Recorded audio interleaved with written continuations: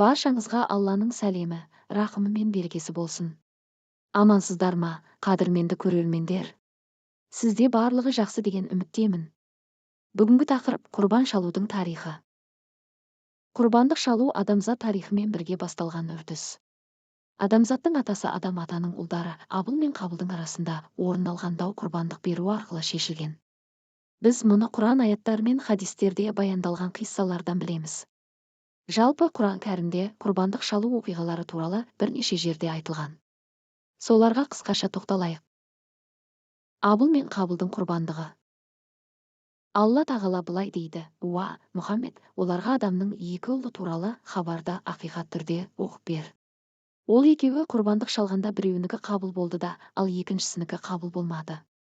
Құрбаны қабыл болмағаны екіншісіне: мен сені сөзсіз өлтіремін», деді. Екіншісі: ақиқатында Алла ізгілікті тек тақуалардан қабыл алады, деді. Адам ата мен Хауа ананың балалары екі егіз болатын. Екі егіздің біреуі ұл, ал екіншісі қыз болатын.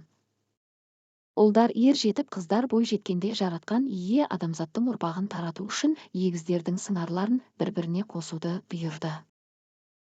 Яғни Абылдың сыңары Қабылмен, Қабылдың сыңары Абылмен тұрмыс құруы керек.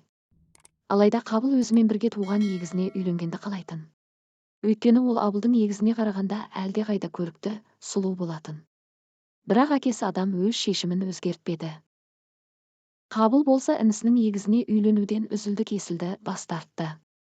Адам ата бұл мәселенің дұрыс шешімін қалай табуға болатындығы туралы қатты ойланды. Жаратушы Алла тағаладан тығырықтан шығар жол сұрап жалбарынды. Сонда Алла тағала екі ұлға құрбандық шалуды бұйырды.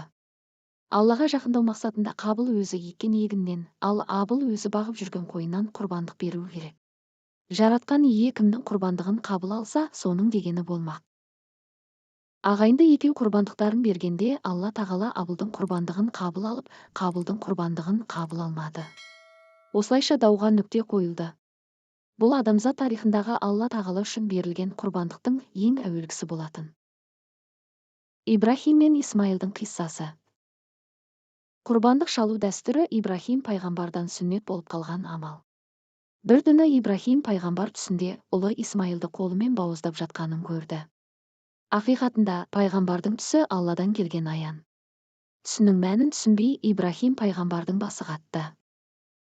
Әлгі түсі ұйықтаған сайын қайталана берді. Ол үшін өте қиын сынақ болды. Ұлы Исмайылға бұл туралы айтқанда ол: «Уа, әкетай, Алланың әмірін орындай бер.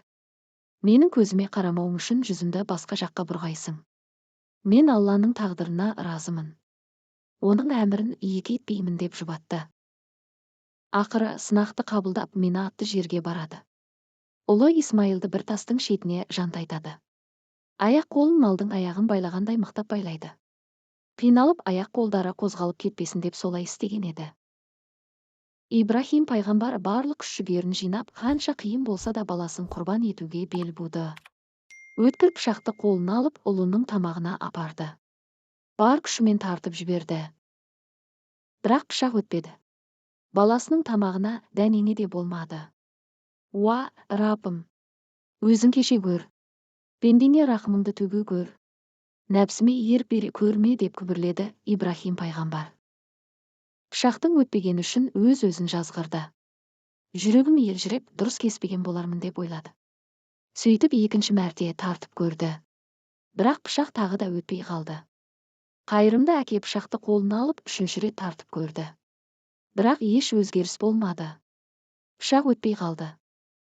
Осы кезде аспандағы сан мыңдаған періштелер Алла тағаладан қарт пайғамбар мен оның ұлына рахым етуін тілеп жалбарынып жатыр еді. Алла тағала шексіз мейірім шапағатымен олардың тілектерін қабыл алып, Ибрахим мен Исмайылға Жәбірейіл періштені жәннаттың бір көк қошқарымен бірге түсірді. Жәбірейіл олардың жанына келіп: «Уа, Ибрахим, Раббың саған: уа, Ибрахим, сен түсінді дұрыс жордың.